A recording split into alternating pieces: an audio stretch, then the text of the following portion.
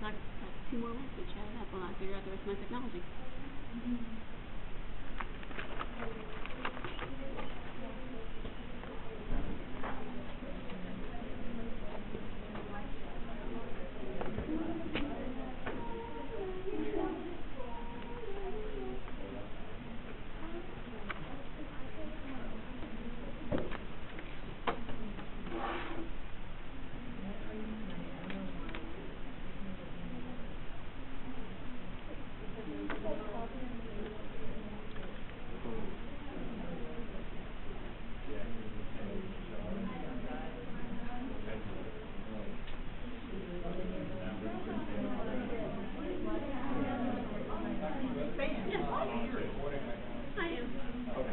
I like to have it record for a minute or two so that I know it's working. Okay.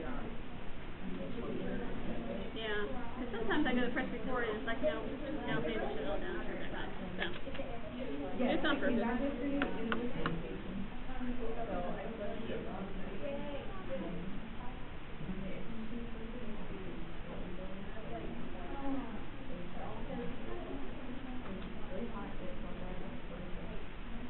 Alright, so first things first, if you have your homework and you have not emailed it to me, I will take whatever paper copy of it you have.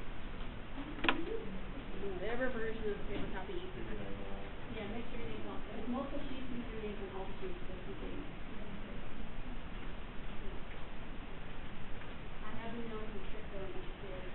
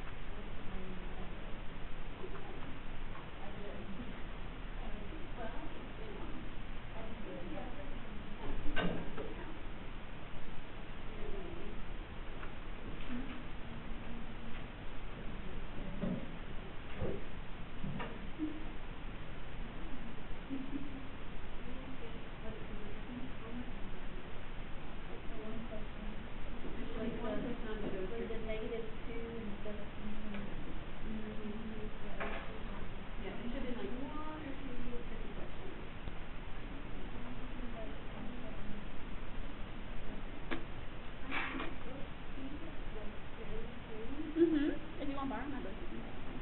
Yeah, if you just come by my office, I can make copies of whatever section. Yeah. You can always come by and I can always Xerox whatever page you're going to be reading. If it doesn't get here. Soon-ish. Yeah. Do you want us to bring our books to class? You don't have to. Yeah, it is. It's a heavy book. Yeah, and so do not feel obligated to storing it. If you do, Superstar Champion points for you. If you did it, not a big deal. So, let's see. Talking about announcements. Let's see. We already did number 1. Number 2, the secret topic is due tomorrow, so make sure you get with your group sometime. Tomorrow, Friday. Sorry. Friday. I meant next class. Next class, which will be Friday. So make sure you get with your group and finish that part of the assignment.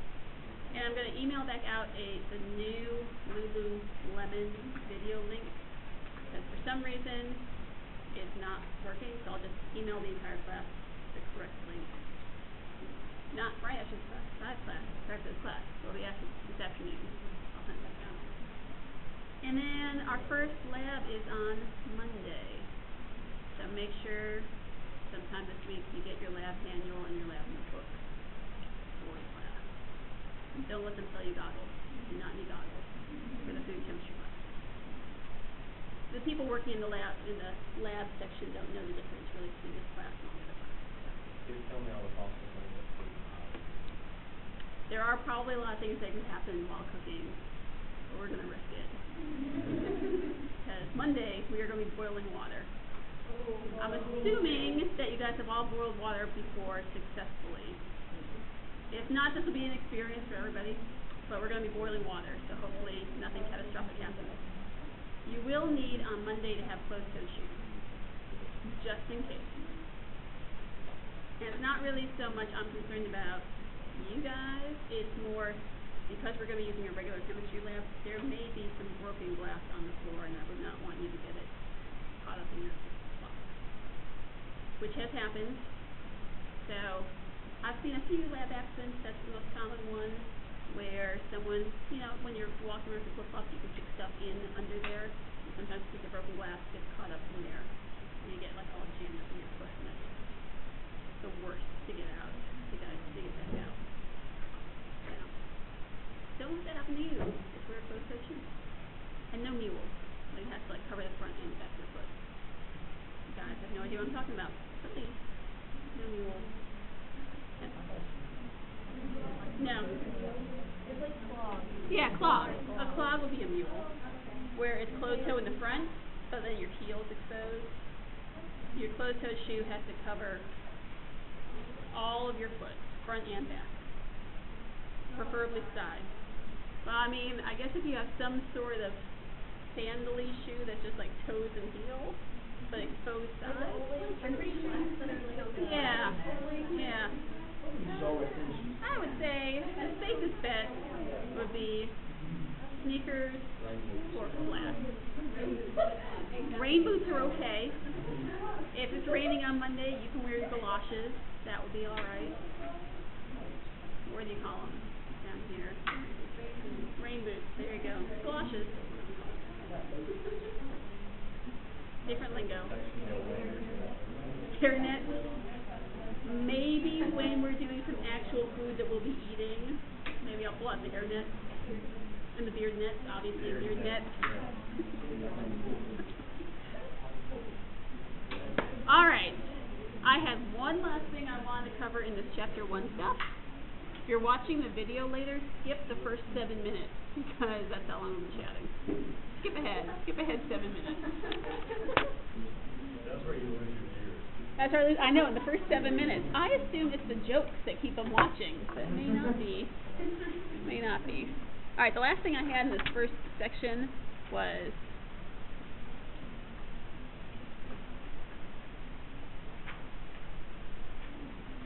we're going to call other phases of food. Something funny with my camera. Alright, so we talked about solid, liquids, and gases. Alright, typically our food doesn't nicely fall into a solid, a liquid, or a gas. We have 5 other phases of food that are more commonly used. So first is going to be a solution.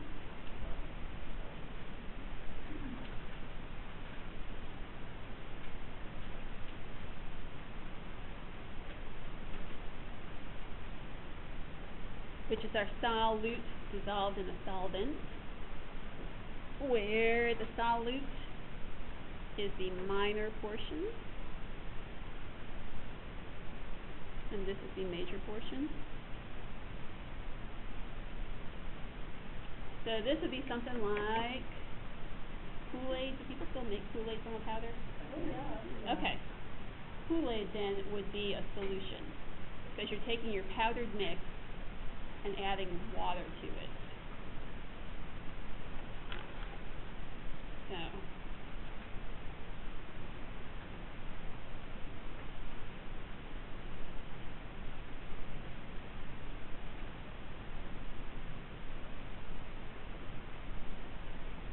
where water is your solvent and the Kool-Aid is the solute.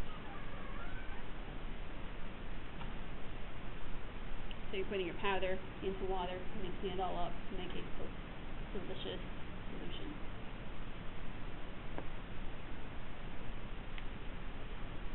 Alright, we're also going to deal with suspensions.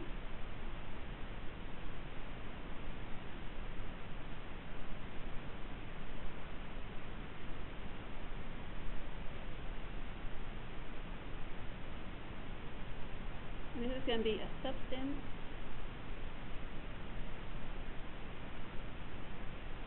dissolved as droplets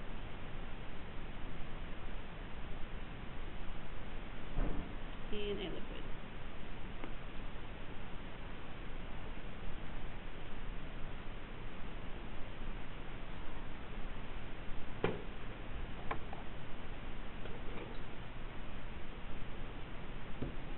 So milk is technically a suspension.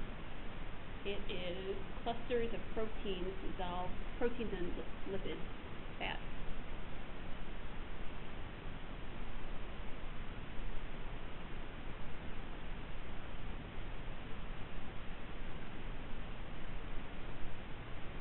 Proteins and fat globules, which makes the picture of what it should be. Like when you picture the word globule, blob kind of thing. Globule? Yeah, so protein and fat globules dissolved in water.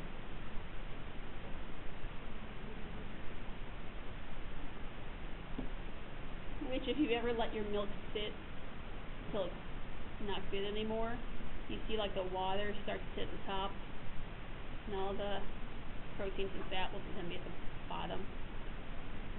We'll talk about why sour milk smells sour when we get to the milk chapter, but there's obviously a chemistry reason for that. But yeah, so milk, when it's good and fresh, your stuff is all shaken up together, and all the water is holding all the fat and proteins as a suspension.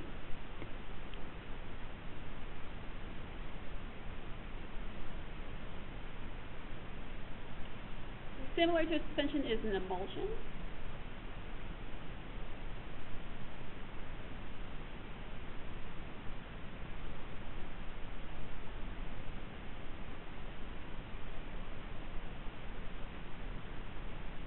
So emulsion is a suspension, so it's a type of suspension, and in particular to immiscible liquids. So if things are immiscible, it means they don't like to mix.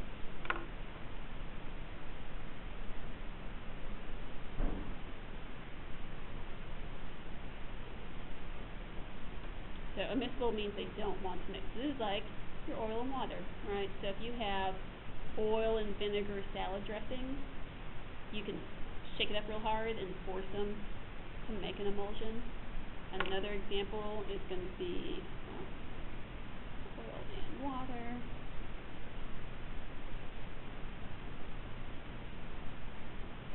Mayonnaise is an emulsion because it's oil and water and some other things shaken up together.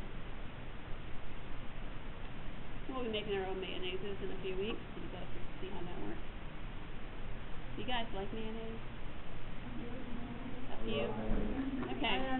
It is it's a polarizing substance. People either really like it or hate it. Itself? Yeah, no, I don't think anyone eats mayonnaise by itself. It doesn't bother me though, like the non-stop, Okay. Yeah, no. Look at a large amount of mayonnaise and people actually like mayonnaise. Fair enough, fair enough. Well, hopefully someone in your lab group will like it enough to test it. So we'll try to work it out. There's one pro-mayonnaise person in each group.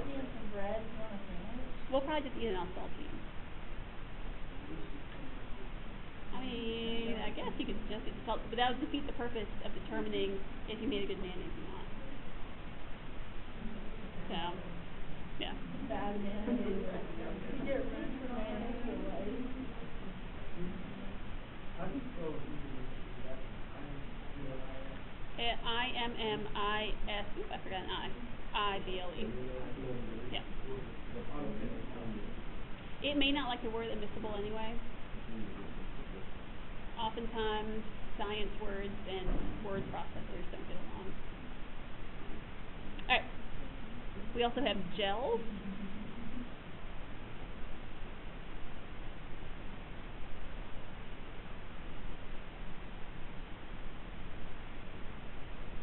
Which is you have water dispersed throughout a solid. Jello.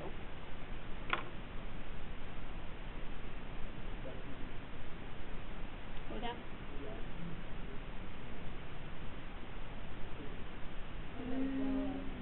Depends which there's like 5 or 6 different types of icing.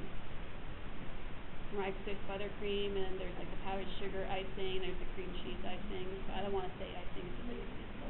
With that cake, like when like too low to put the glaze on it. Gel. Oh, yeah, still depends. What do you think? Another example of gel. Let me think of another good example.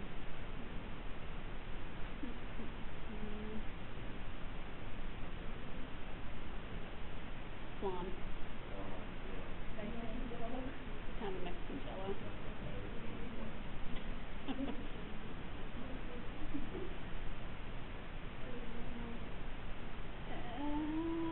Tofu may be on the verge of being a gel. So we're going to make some gels using some molecular gastronomy later. So with like xanthan gum and some other crazy things, you guys watch some of the Crazy Food Network shows. We're going to be making some of our own gels using some of the fancy sciencey techniques.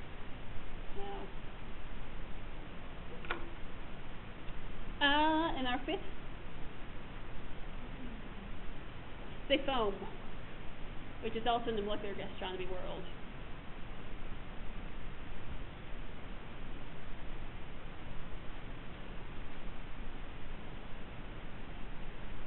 So this is, we're going to put gas into, either into a liquid or a solid.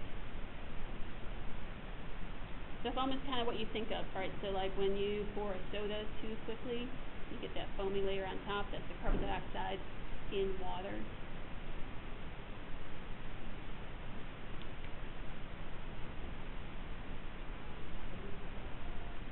Alright, so you got your carbon dioxide in your water as your foamy soda.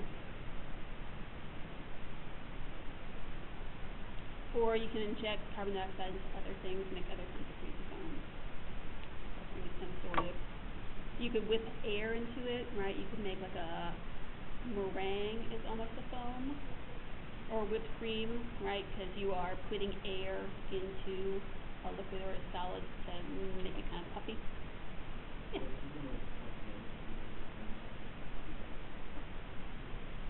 Could be, yeah. It's on the verge of a foam. Marshmallow could be a foam. Yeah. It has air in it. Mhm. The foamy soap. Yep. It's so it has a special type of pump head that forces air into the soap, which is why you can't put regular soap into those kinds of pumps, because the soap that's in fancy foamy soap is thinner, so it can have air pushed into it. The same. So you have to. That's how they get you. You have to use special soap with a special pump head. Tricky. You can't just buy replacement soap. You could dilute your regular soap and try and trick it. Mix them. That's my consumer advertising for today. Don't be tricked by the foamy soap. Alright, in that case, let's talk about some food molecules. Our 4 basic food molecules.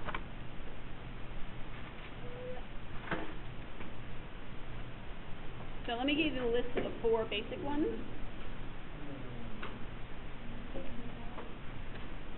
Alright, I put them online. You can either just take notes or download them later. Should be on my personal website under the title 4. That's the one. Alright, so our 4 basic food molecules we're going to work our way through. Water.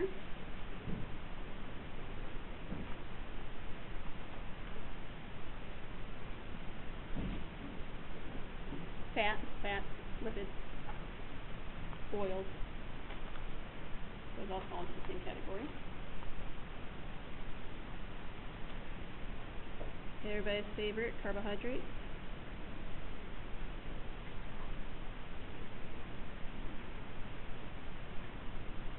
So water, fat, carbohydrates, and protein.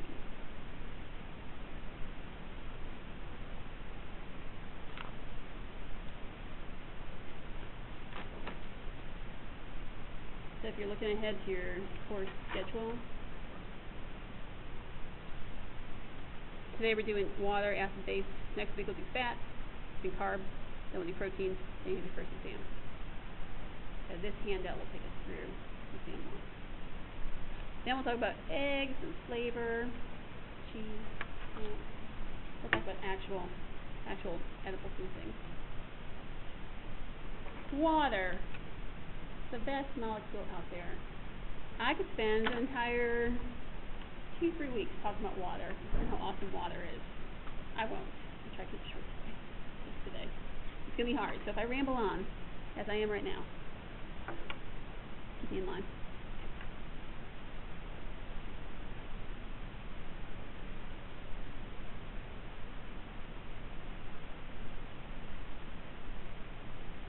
I'm rewriting what I already had.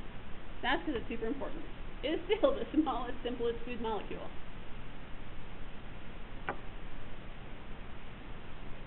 So, for example, if I had a slab of chicken or steak or something like that, it's in reality 3/4 water. If you're thinking of your carrots or celery or broccoli or tomato,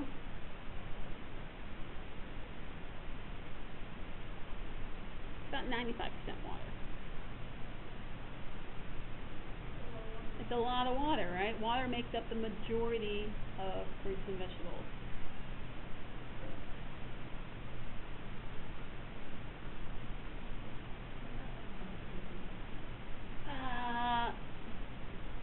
Less water, higher on the fat. So if you think about like meats and vegetables, if you cook them, they get a little smaller, usually because you're cooking out some of the water. If you cooked a Cheeto, I'm not sure it would get any smaller, right? I mean, that's because you're heating up the air that's in them. They're kind of puffy, and so the air pushes it out a little more. I don't know why you'd microwave a Cheeto. We got bored. We're like, what's the difference in microwave? No, I have on the internet. There is a YouTube channel called Does It Blend? I do like that one. They have a gigantic blender, and they put random things in it to see if they can break up the blender. Oh, I just have to check out the channel. Does it microwave? Like if you microwave cheeses, they burn. Yeah, that one. They like put like a iPhone in the blender. They did put an iPhone in the blender. It does blend. You can break that sucker off with a blender. Okay. Yeah. Okay. What I've heard is if you microwave your phone, it like charges it. And I tried to look up, like I'm not gonna try it, but 90% of the reviews, everyone's like, oh my gosh, that actually works. And the others are like, that didn't work. Like using my phone. I still wanna try it. Someone wants to try it. Tell me if microwaving your phone charges it. I'm like very much component, so I think it's good. Yeah. Okay. Like that's why I didn't do it. Like you guys are calling this like mom? I broke my phone. Except you can't call them. You have to call them off the phone.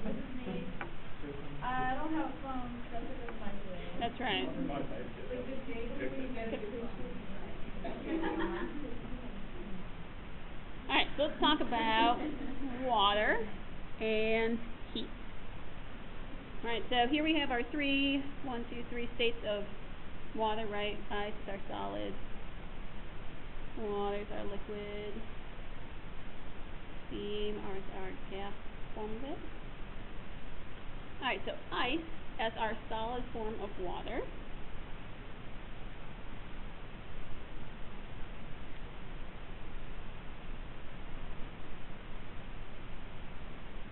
So water when frozen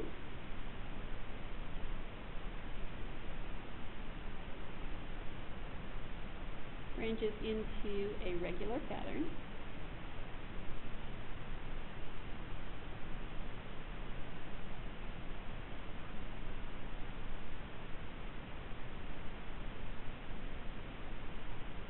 The pockets of air are trapped between the water molecules.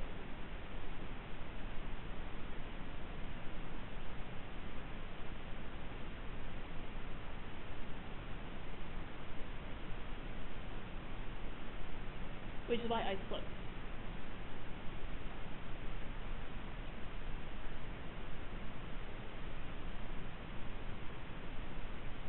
Alright, so you have your water molecules, we have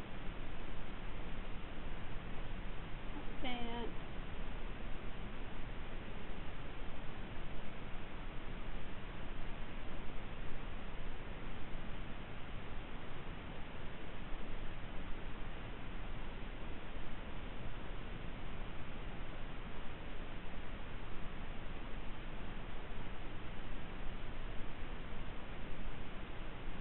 Not run out of space. Something like that.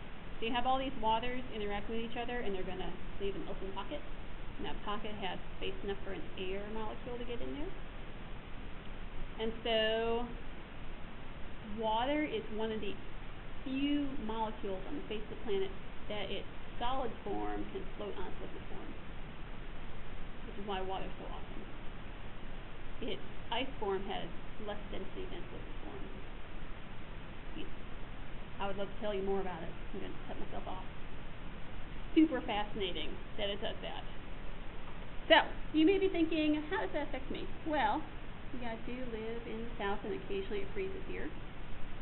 And when they warn you about pipes freezing, this is why. Ice takes up more space than the liquid water, so when the ice freezes, it's run out of space in the pipe. It has to bust out until it busts out your pipe.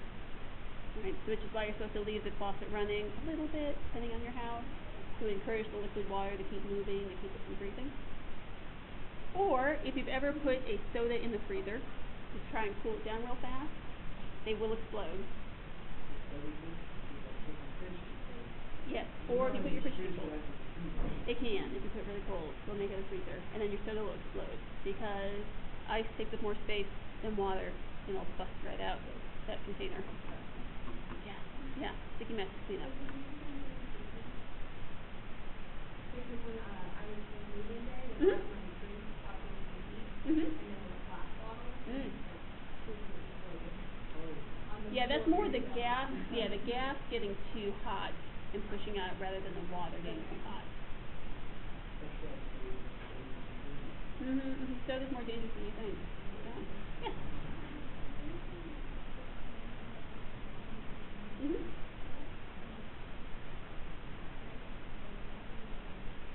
Water.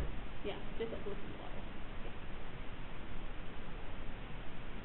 Alright, ice floats. Fascinating. If you want to know more, come on my office. I'll tell you all kinds of things about ice floating. Like fish in the lake. How does that affect them when the lake freezes? Fascinating things about that. Anyway, back on topic. So, let's talk about just plain the liquid water.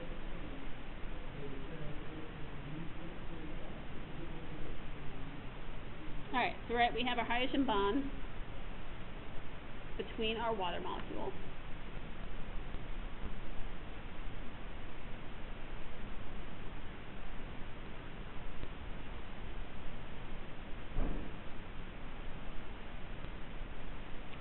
And these hydrogen bonds are stronger than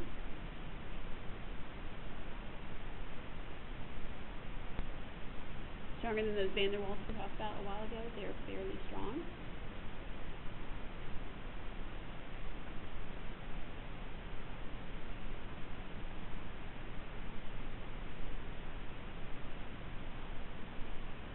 So it takes a lot of energy to force water to boil. Right, where boiling is saying I'm going from my liquid form to my gaseous form. So it takes a lot more energy than you would expect to get water to boil. So for example, water in its liquid form takes 10 times the energy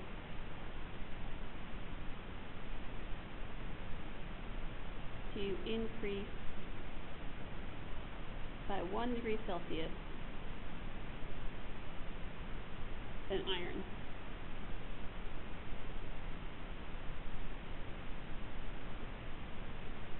So when you're boiling your pot of water, you may have noticed that next time you boil water, pay attention, that the pot handle and the pot seem way hot, but the water's not doing anything. That's because the pot is heating up much, much faster than the water. It takes a lot of energy to get the water to go from a liquid to a gas. So it doesn't take very much energy to get the pot hot.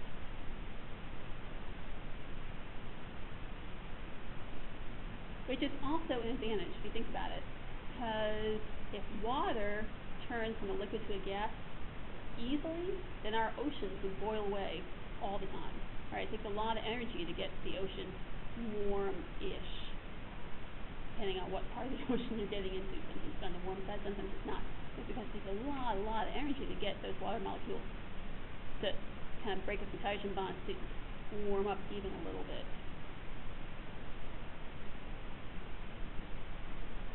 So, advantage water. That's good. Good thing our oceans don't boil away all the time.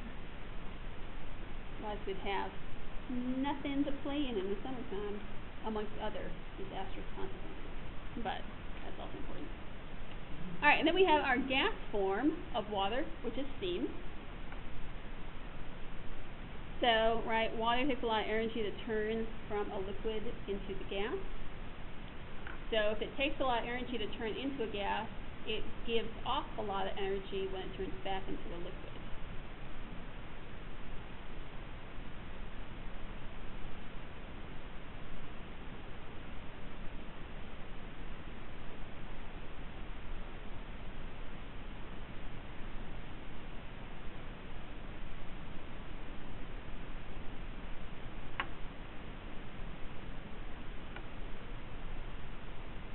Specifically heat, right? We put heat in to get it to turn to a gas, and so when it cools back off, it releases that heat again. Which comes to the fact of we can use water to steam food, right? So water is pretty hot by itself, but if you use it as a steam form, all that energy that the steam has when it hits your cold vegetable, I guess you could steam meat. You could. Fish, maybe you could steam fish. Shrimp meat. Anyway, so mostly vegetables, right? And so you have that hot steam, and when it hits the cold vegetables, it gives off all the energy to the vegetables, and so you can steam vegetables very quickly, much faster than getting the water to boil and boil the vegetables. Which is why steam is an effective method for cooking.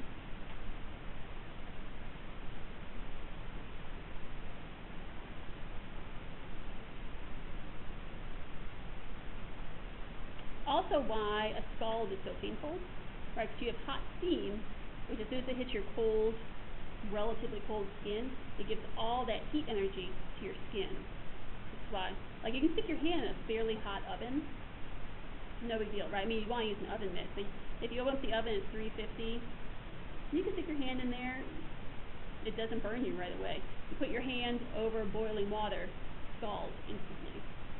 So water has so much more energy to give off than air does, right? Because an oven is just heating up the air. So, because water boils at, what, 212-ish? And so you're getting burned at 212 when you can stick your oven 300, 400, nothing. Interesting fact. Next time you're around an oven, try sticking your hand in.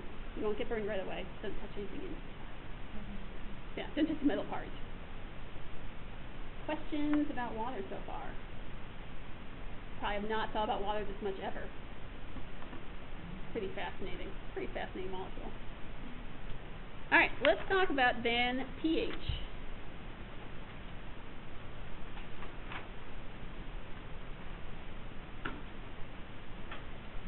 Alright, so the pH scale deals with acids and bases. So the pH scale is a method to compare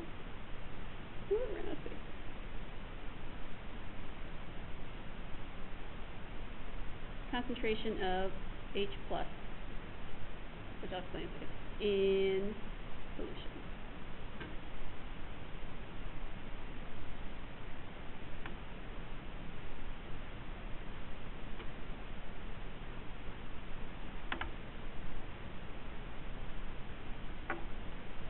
Alright, so here I have our buddy water. Alright, our best friend now. Fascinating friend, water. In reality, water has the ability to convert to two other forms.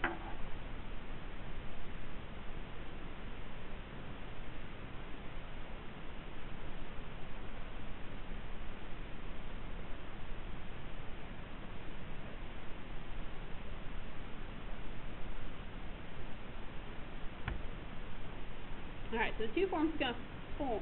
Two forms it's going to make. Two forms it's going to turn into. is this H3O plus and this OH minus. So if it's a plus sign, what does that mean about the charge of this guy? Positive, right? Plus means positive. And so it's positive compared to this guy. And what's the other difference between H2O and H3O plus? Right, it has one more hydrogen. So that one more hydrogen makes this guy plus. What is this guy missing? And so it's minus, right? So it either has, these two guys go together, right? Because if I had two H2Os, I can make one of these and one of those. This guy gets an extra one, this guy loses one. H3O plus has a fancy name. It's called hydronium.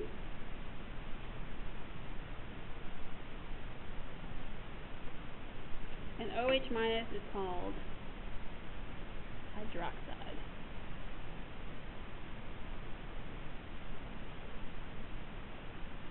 So if we're looking at a sample of water, it's going to have all three of these types of molecules in it. Some are just in the plain water form, some have broken apart to make these two, and they're all kind of just switching between all three of them all the time. Alright, so they're just interconverting between each other.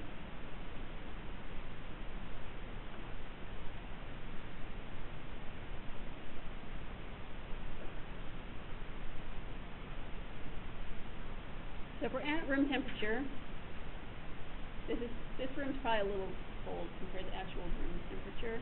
So we consider room temperature to be 25 degrees Celsius. This is like ballpark, like 76, 77 degrees-ish. This room's probably a little under that, probably 70 right now. It's breezy over here. It's freezing. The rest of the room. It's a little cold. That's neutral, so I don't know. Like there's only 3 settings in my little system. Cold, sorry, cool, neutral, warm. Really, neutral. Whatever that means. So, at room temperature 25 degrees, there is an even amount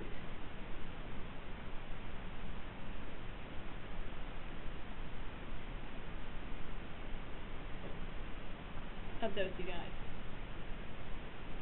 They're equal to each other.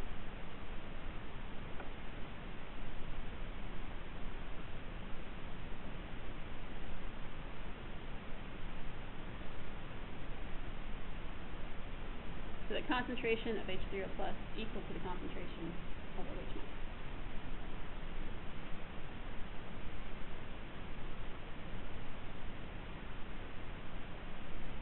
So that's super important, as when you think of like regular water, if it's nice, we'll say bottled water, does it have any flavor to it?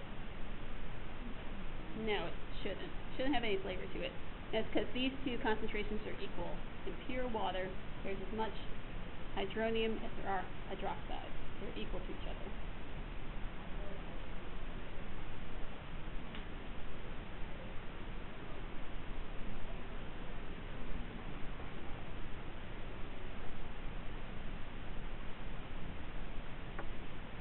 Alright, so this balance is critical, that they're equal to each other.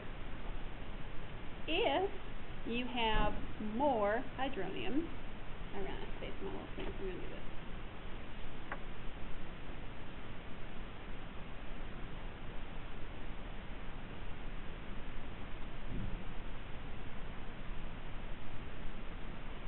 So if you have more H3O plus than OH minuses,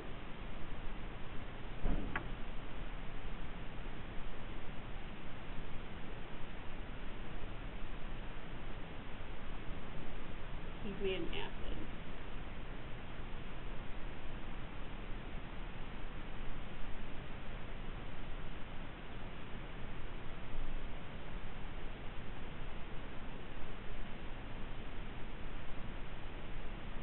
If you have more OH minuses than H3O plus, what's the opposite? Anyone know the opposite of acid?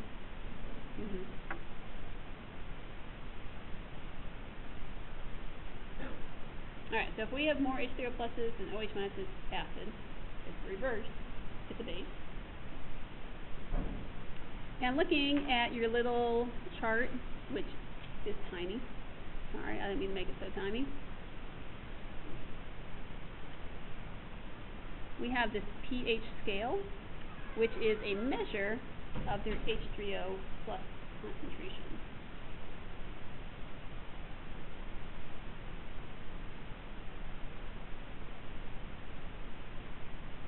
Alright, so pH is a measure of that.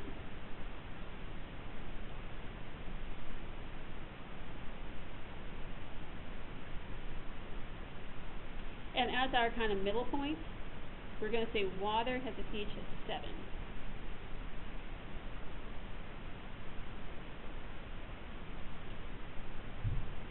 If we have a pH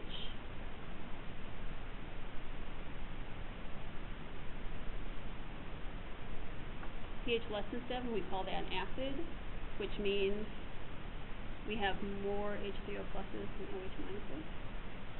So acid tells you that there's a lot more H3O pluses. So we have pH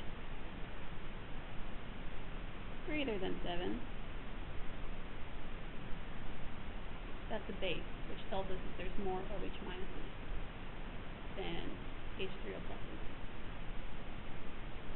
So, looking at your tiny little pH chart, maybe I can zoom in on mine.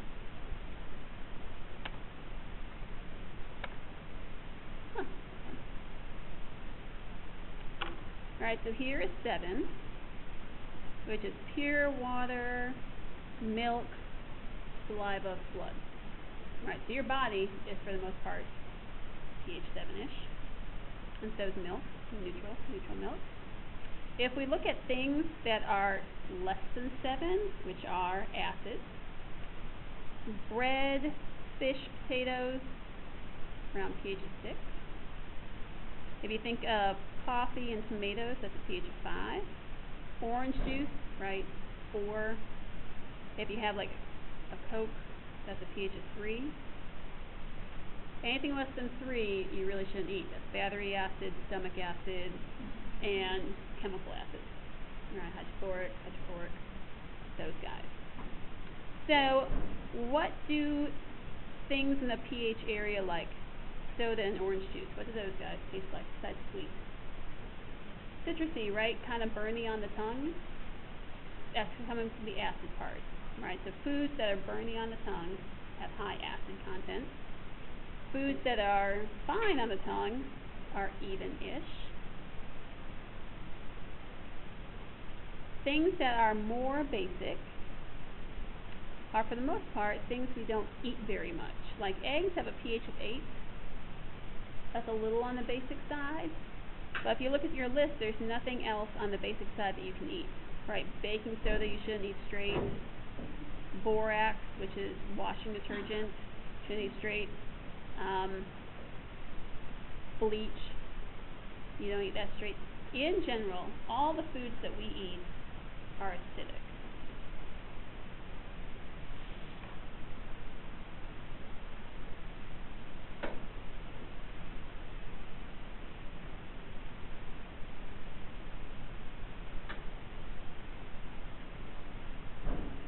So everything that's edible should be on the acidic side. And when we say acidic, in fact, we're actually saying that's the flavor sour, technically. So the more acidic, the more sour that is to your tongue.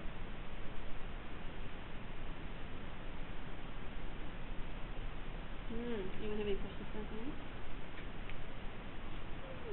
Okay, that's a good stopping point before I get into the awesomeness that is fat. All kinds of fun facts about fat next time. Something like that.